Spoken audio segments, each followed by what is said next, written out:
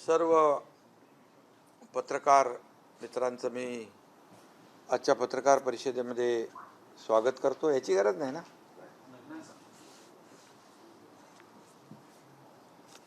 मनोज जरांगे पाटील यांचं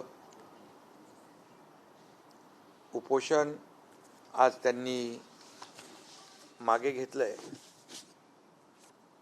त्याबद्दल मी मनोज जरांगे पाटील यांचं मनापासून आभार मानतो त्यांचे, आणि त्यांच्या सहकाऱ्यांचे देखील आभार मानतो। आणि सकल मराठा समाजाने शासनाच्या आव्हानाला, विनंतीला मान देऊन हे जे आंदोलन होतं, उपोषण मागे घेतल्याबद्दल मराठा समाजाला देखील मनापासून मी धन्यवाद देतो। यामध्ये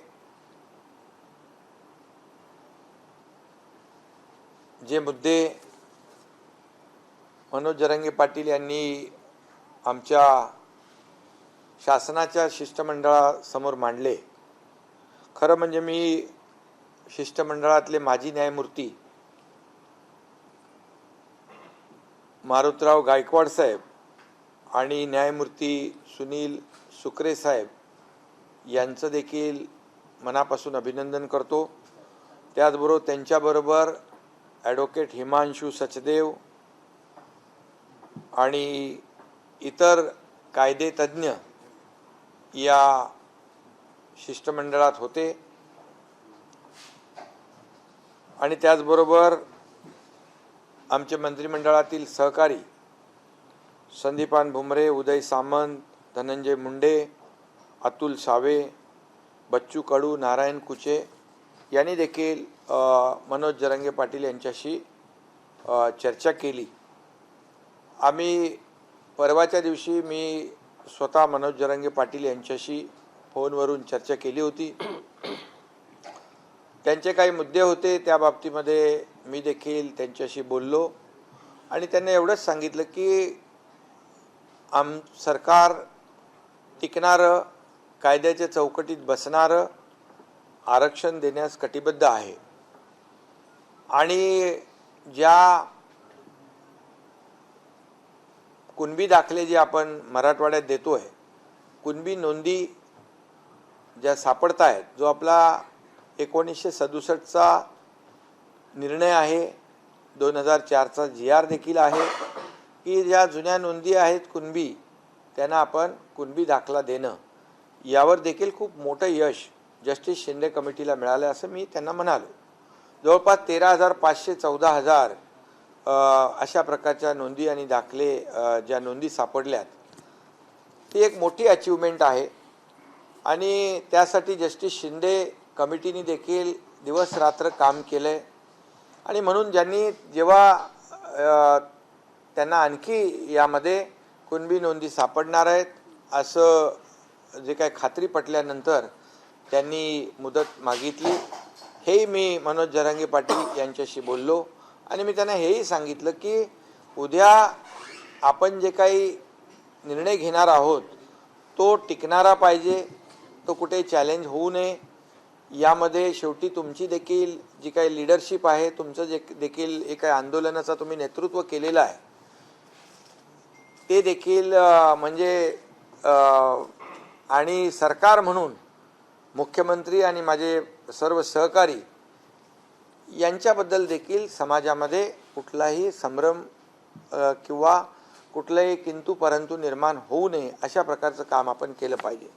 ही चर्चा झाल्यानंतर काल आमचे सहकारी बच्चू कडू त्या ठिकाणी गेले होते, ते माझ्या संपर्कात होते, आणि मी आणि आपले उपमुख्यमंत्री देवेंद्रजी, दुसरे आपले उपमुख्यमंत्री अजितदादा, आम्ही सगळ्यांनी ठरवलं की सरकार शेवटी चर्चेतून आणि संवादातून हा प्रश्न, कुठलाही प्रश्न हा सुटू शकतो, आणि चर्चा करण्याची जेव्हा दोन्ही बाजूची तयारी असते त्यावेळेस चर्चेतून मार्ग निघतो।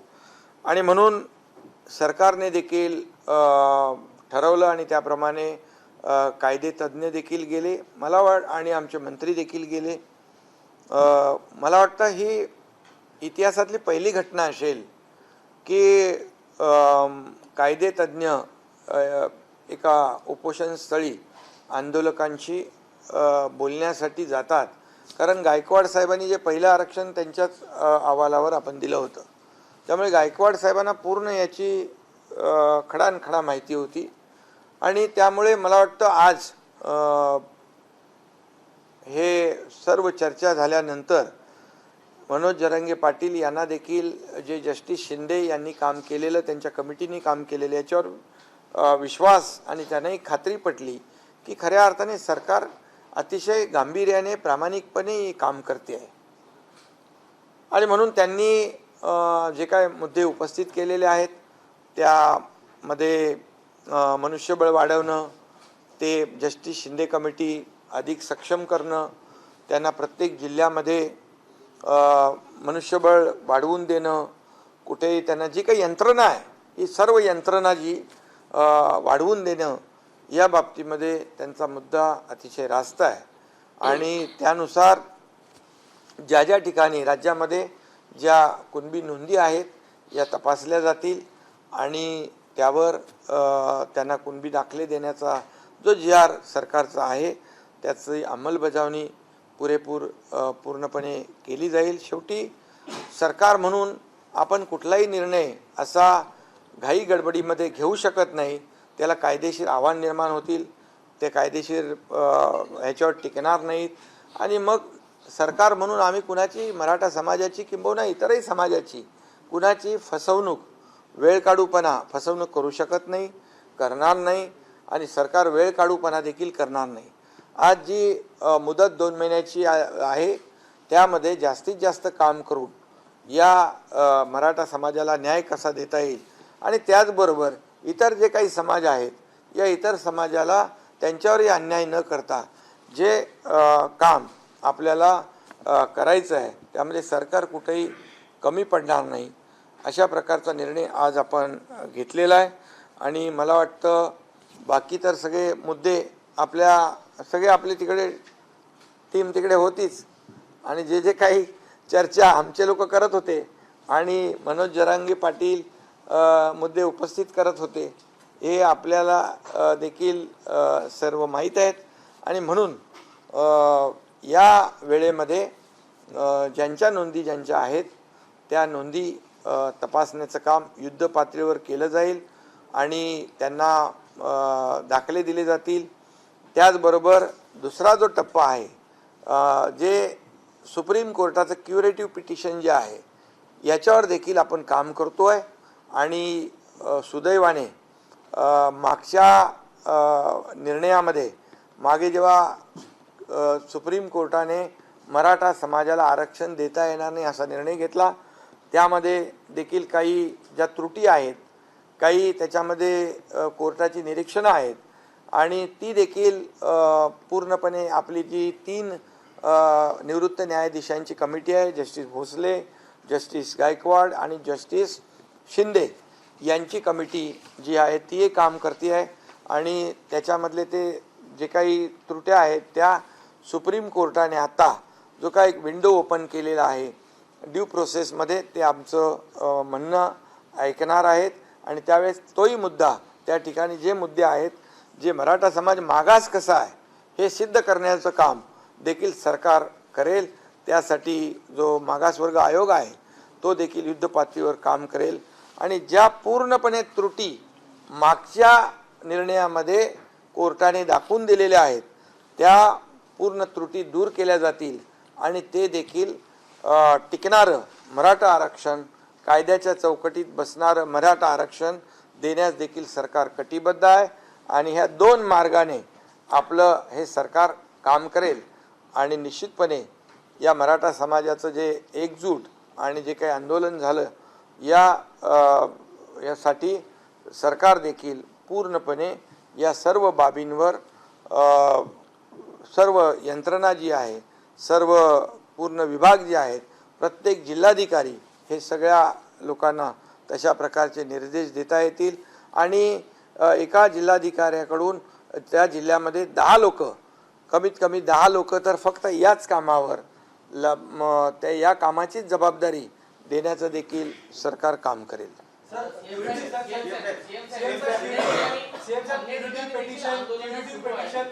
क्युरिटी पेटिशनची विंडो ओपन होणं हे सरकारसाठी एक मोठं यश आहे. यासाठी अनेक तज्ञांनी काम केलेलं आहे. त्या तज्ञांना सोबत घेऊन क्युरिटी पेटिशनची विंडो ओपन एक त्याच्यामध्ये आणखी एक मुद्दा, जी काल आम्ही बैठक घेतली, सर्वपक्षीय बैठक घेतली, त्याच्यामध्ये देखील जी भूमिका सरकारची होती की मराठा समाजाला आरक्षण टिकणारं दिलं पाहिजे, कायद्याच्या चौकटीत दिलं पाहिजे, हे देखील सर्व पक्षीयांनी मान्य केलं. आणि सर्वपक्षीय बैठकीमध्ये सर्व नेते आले, त्यांनाही मनापासून मी धन्यवाद देतो. आणि त्याचबरोबर जे काही राज्यामध्ये याला हिंसक वळण जे लागलं होतं ते देखील थांबलं पाहिजे आणि त्याच्यावर देखील योग्य तो उपाय सरकारने केला पाहिजे. अशा प्रकारची सर्वपक्षीय बैठकीमध्ये देखील चर्चा झाली. आणि मनोज जरांगे पाटील यांनी उपोषण आंदोलन मागं घ्यावं अशा प्रकारचं देखील आवाहन, विनंती आणि चर्चा कालच्याही बैठकीमध्ये झाली. त्यामुळे सरकार म्हणून आम्ही जे एक बैठक बोलवली सर्वपक्षीयांची आणि त्या बैठकीमध्ये सगळेजण आले आणि ते देखील या ठिकाणी नक्कीच त्यांना देखील धन्यवाद या ठिकाणी द्यायला पाहिजे. एवढं या ठिकाणी. आणि जे आपले आज खरं म्हणजे जे 2 आपले निवृत्त न्यायाधीश त्या ठिकाणी गेले, त्यांचे विशेष या ठिकाणी आभार देखील मी मानतो. कारण शेवटी कायद्याची भाषा आणि ज्या कायद्याच्या ज्या काही चौकटीमध्ये काय बसू शकतं, काय टिकू शकतं, हे त्यांना समजावून सांगण्याचा देखील त्यांनी प्रयत्न केला. त्यासाठी देखील त्यांचे आभार मानले. आणि तातडीने आम्ही विनंती केल्यानंतर ते तिकडे उपोषणस्थळी थेट जाणं हा देखील पहिलाच प्रकार आहे. आणि ते गेल्यामुळे नक्कीच त्याचाही फायदा आज या आंदोलन उपोषण मागे घेण्यामध्ये झालेला आहे.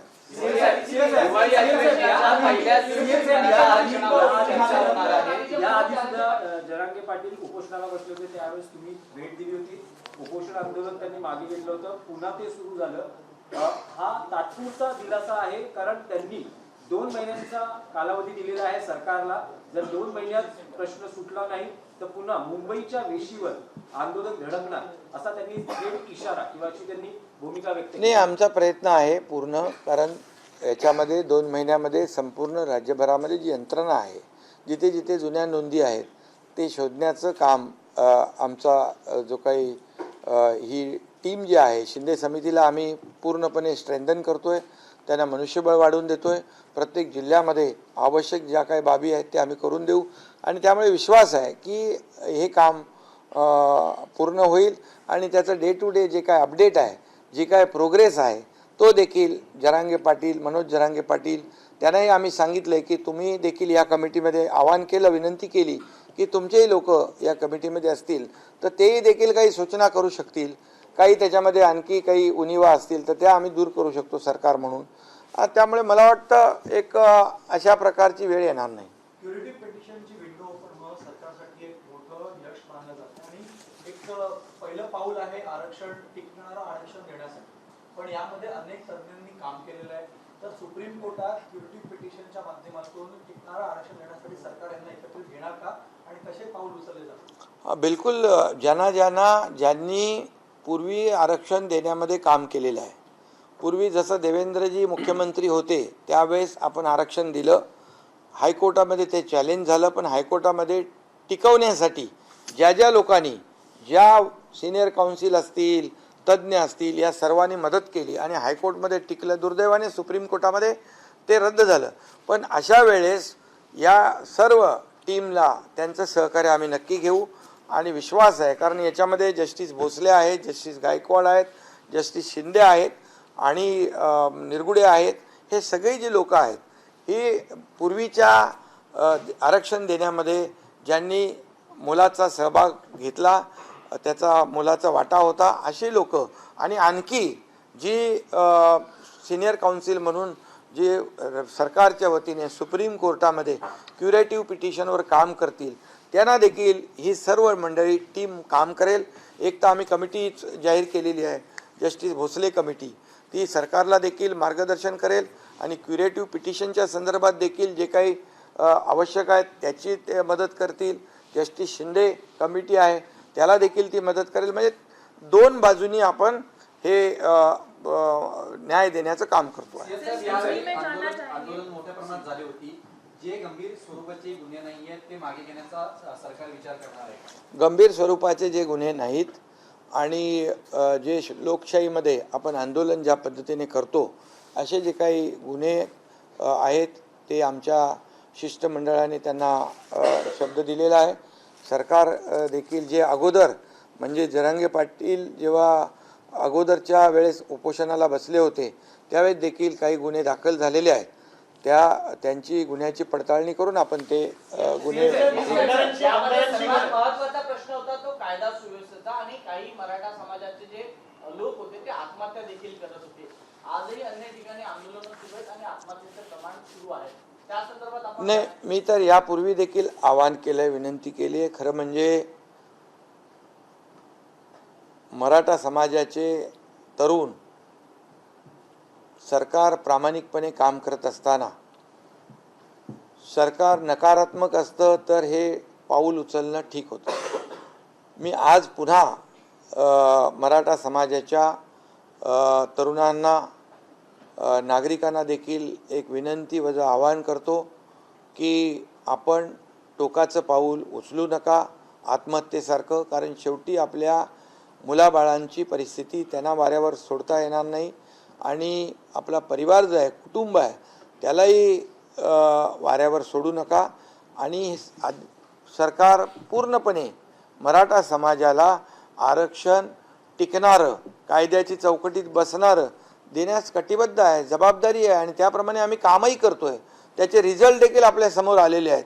2 लेवलला आम्ही काम करतोय. त्यामुळे मराठा समाजाने संयम राखणं आवश्यक आहे आणि तरुणांनी देखील संयम राखणं आवश्यक आहे. खरं म्हणजे काही ठिकाणी दुर्दैवी घटना घडलेल्या आहेत, काही ठिकाणी म्हणजे या आंदोलनाला गालबोट देखील काही लोकांनी लावलेला आहे. परंतु मनोज जरांगे पाटील यांचं म्हणणंच आहे की जे कोणी अशा प्रकारचे ज्यांनी गुन्हे जाणीवपूर्वक केलेले आहेत, म्हणजे जाळपोळीच्या घटना असतील, तोडफोडीची घटना असतील, लोकांवर हल्ले असतील, तर ते मराठा समाजातले आंदोलक होऊ शकत नाहीत. त्याच्यावर नक्की पोलीस आणि गृह विभाग जो आहे तो काम करतो आहे. कायदा सुव्यवस्था राखणं हे देखील सरकारचं शासनाचं काम आहे आणि त्याला सहकार्य करणं हे देखील आंदोलक कोणी असतील, नागरिक कोणी असतील, त्यांचंही काम आहे. हिवाळी अधिवेशनाच्या पहिल्या दिवशी मराठा आरक्षणासंदर्भात चर्चा करावी अशी देखील मागणी केली आहे. हा, बिलकुल चर्चा काय, आता चर्चा आपण तर कामच करतोय, चर्चेला काही बंदी नाही आहे. आणि जे काही आपण सरकारची भूमिका प्रामाणिक आहे, सरकारचा हेतू प्रामाणिक आहे आणि त्या प्रामाणिकपणेचं उदाहरण देखील आपल्याला जस्टिस शिंदे कमिटीच्या माध्यमातून मिळालेलं आहे. त्यामुळे सरकार संपूर्णपणे कुठल्याही परिस्थितीमध्ये सगळ्या बाजूने सरकार तयार आहे. मराठा समाजाला सरसकट कुणबी प्रमाणपत्र किंवा सरसकट आरक्षण द्यावं ही जरांगे पाटलांची प्रमुख मागणी आहे. नाही, तुम्ही असं कुठेतरी भरकट होऊ नका. कारण जे आता त्यांनी सांगितलेलं आहे की ज्यांच्या नोंदी आहेत कुणबी त्यांना तुम्ही तात्काळ युद्ध पातळीवर दाखले देण्याचं काम करा आणि या बाबतीमध्ये प्रत्येक जिल्ह्यामध्ये 10 लोक अधिकचे द्या आणि हे काम युद्ध पातळी 2 महिन्यामध्ये पूर्ण करा आणि तशा प्रकारचं आश्वासन आमच्या लोकांनी दिलेलं आहे.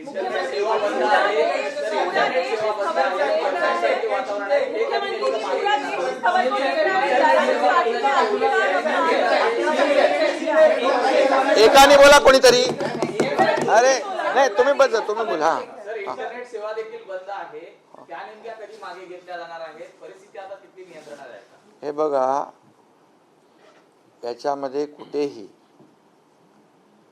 ज्या ठिकाणी अतिशय मोठ्या प्रमाणावर कायदा सुव्यवस्था बिघडली, ज्या ठिकाणी जाळपोळ झाली, लोकप्रतिनिधींच्या घरावर हल्ले होऊ लागले, अशा परिस्थितीमध्ये कायदा अबाधित राखणे, सुव्यवस्था राखणे हे पोलिसांचं काम आहे.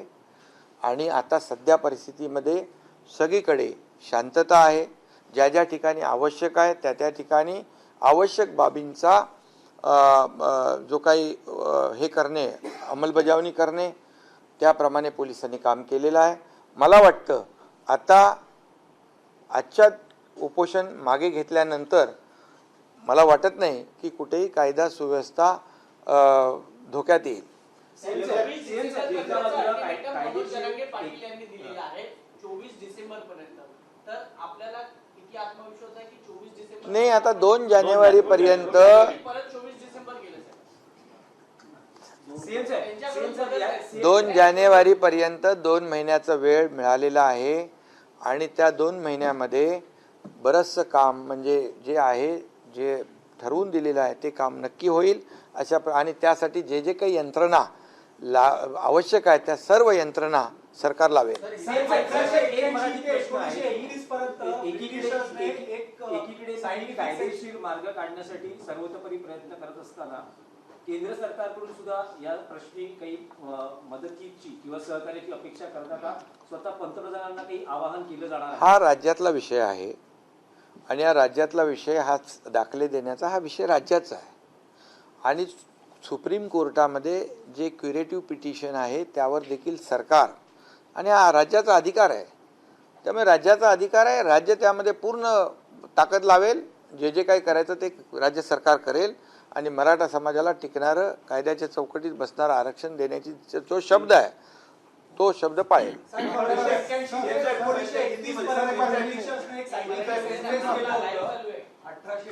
ते 1921 पर्यंत ब्रिटिशांनी एक सायंटिफिक सेन्सस केलं होतं. त्याचे गॅजेट्स आता अवेलेबल असतात. आता ह्याच्यामध्ये जस्टिस शिंदे काम करते. त्यांनी त्याचं काम दाखवलंय. 13,500 दाखले कुणबी नोंदी मिळालेल्या आहेत. त्यामुळे त्यांना विश्वास आहे. आणखी याची व्याप्ती आपण वाढवलेली आहे. त्यामुळे मला वाटतं त्यांच्या समितीच्या अंतर्गत ह्याच्यावर आपण न बोललेलं ठीक आहे. हा, हिंदी बोला.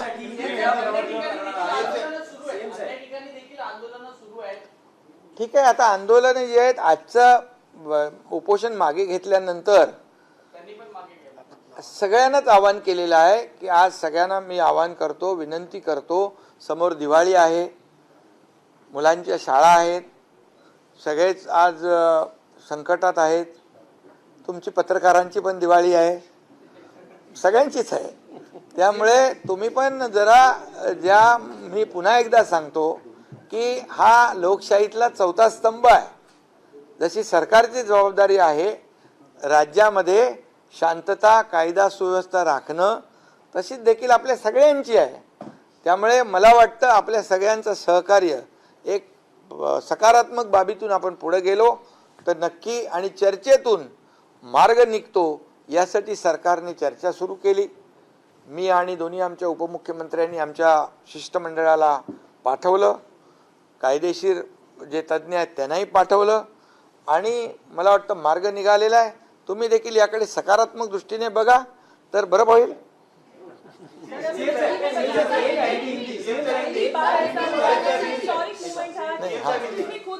महिला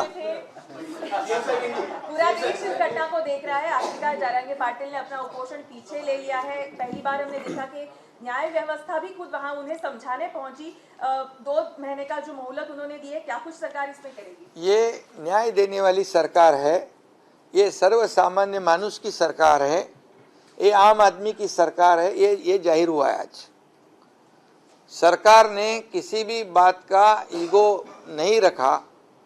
सरकार और न्याय व्यवस्था जिन्होंने पहला आरक्षण दिया था, गायकवाड़, जस्टिस गायकवाड़, वो खुद जस्टिस सुक्रे और हमारी टीम को लेकर वहाँ पहुँचे. ये पहली बार हुआ है, ये पहली बार हुआ है. और जब मैंने मनोज जरांगे पाटिल जब उनसे बात की, बात करने के बाद जब चर्चा शुरू हुई, हमारे सहयोगी बच्चू कडू वहाँ गए कल, उनसे वार्तालाप हो गया.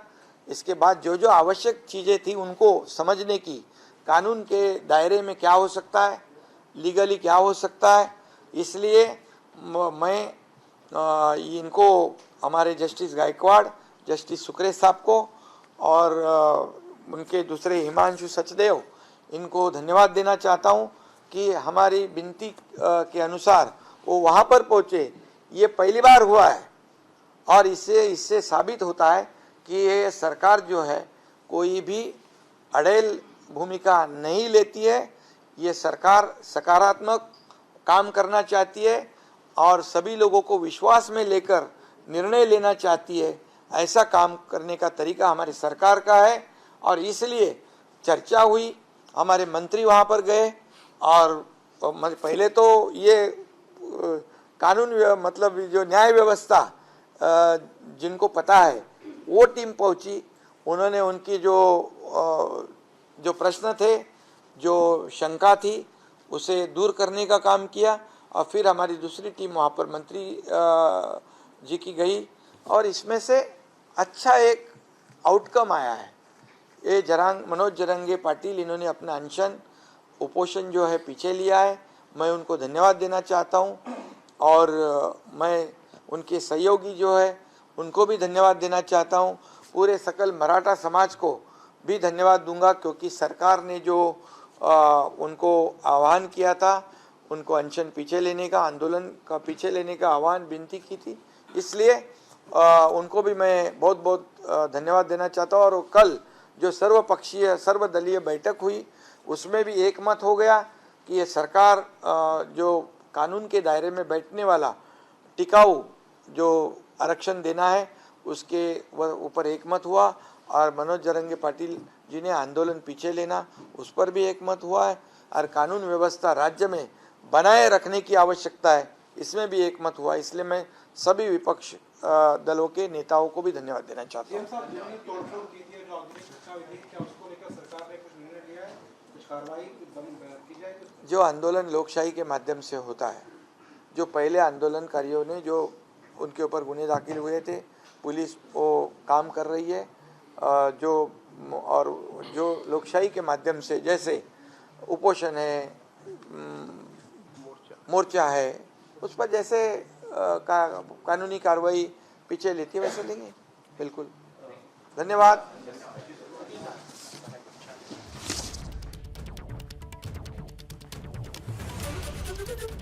तर मुख्यमंत्री एकनाथ शिंदे यांची सुरू असलेली पत्रकार परिषद आपण पाहिली। मनोज जरांगे यांनी आपलं उपोषण मागे घेतलेलं आहे आणि लवकरात लवकर सरकार हे आरक्षण देण्यासाठी कटिबद्ध असल्याचं त्यांनी या पत्रकार परिषदेच्या माध्यमातून सांगितलं। एबीपी माझा, उघडा डोळे बघा नीट।